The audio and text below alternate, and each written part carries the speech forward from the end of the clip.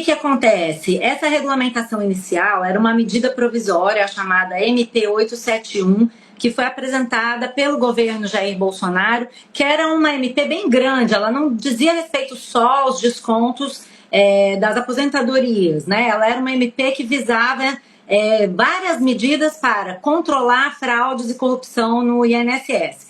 E lá no meio ela falava dessa questão dos descontos que eram feitos na folha dos aposentados, que já eram alvo de muitas denúncias de fraude. E eles previam ali, todo mundo que tiver o seu desconto feito na folha para pagar uma entidade associativa, tem que revalidar esse desconto ano a ano. Então o aposentado tinha que ir lá e dizer se essa era a medida original. Tinha que ir lá e dizer, olha, confirmo, continuo filiado, quero esse desconto.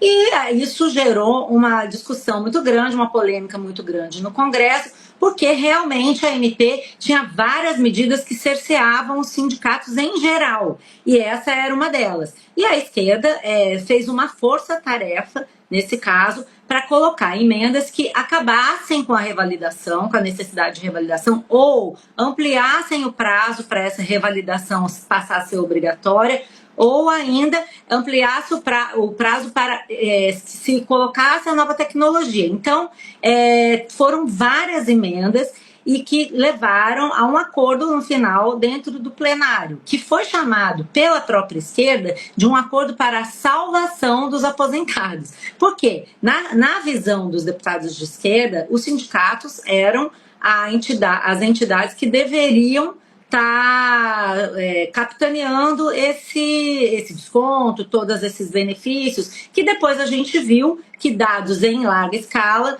em massa, levaram a uma série de fraudes, né, que foram também fraudes em massa. E a discussão era justamente essa. Por que eu fui fazer essa pesquisa, Júlia? Porque a gente está vendo aí todo esse debate da CPI do INSS, e vocês falaram, eu vi na semana passada sobre o vídeo do Nicolas, e de toda a resposta que foi dada pelo governo, do deputado Nicolas Ferreira, em que se discute isso. Foi o PT que roubou os aposentados, foi o governo Bolsonaro que roubou os aposentados. A minha ideia era, olhando a tramitação, ver aonde que se abriram as brechas para que esses descontos fossem aplicados em larga escala, sem fiscalização.